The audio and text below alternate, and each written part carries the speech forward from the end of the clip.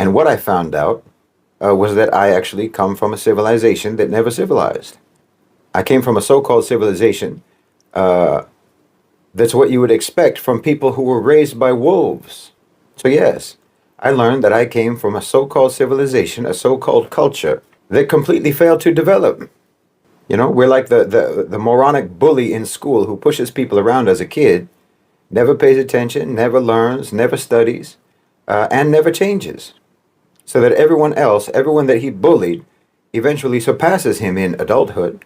This isn't even just about the endless crimes of the West against the rest of the world. No, I'm talking about the whole so-called culture, the so-called civilization that has utterly and miserably failed its own people. You know, you literally had to suppress everyone else, oppress everyone else, burn, loot, and destroy everything that everyone else had, everything that they built, that everyone else built, everything that they accomplished, just so you could try to make your so-called civilization look developed, only by de-developing everyone else. You had to tie their hands and feet just to pretend that you could beat them in a race. And again, it's just like some dumb bully in school who cheats on his test, cheats on his homework. Okay, you'll get an A on the test, but you're still dumb. And you won't progress educationally at all. That's not going to benefit you. Your appearance of knowledge on a test you cheated on is short-lived. Whereas you can lock the smart kid in the gym locker, but he's still the smart kid.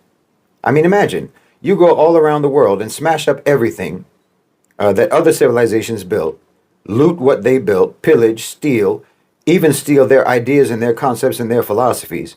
And then you sit on top of this mountain of stolen goods and declare yourself to be rich because of your own merit. And imagine telling this lie to your children, to your own children, to your grandchildren, generation after generation. How do you think that's going to go? You didn't invest in creating actual merit. You cheated, you lied, you stole, you brutalized, and then you tell your own people that everyone else in the world has nothing and you have everything because of how much better you are than everyone else. How long is that lie sustainable? I mean, these are people who actually have civilizations, who actually created and built and accomplished and didn't just pillage and plunder. China, one of the most ancient civilizations on earth, over 4,000 years as an organized civilization. You tried to destroy them, tried to poison that society with opium. America has tried for decades to destabilize and undermine and sabotage China. And they're totally surpassing.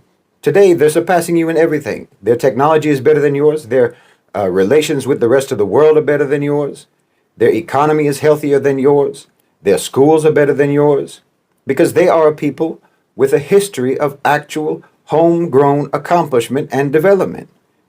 And people like this, with a history like this, with a legacy like this, simply cannot be held back.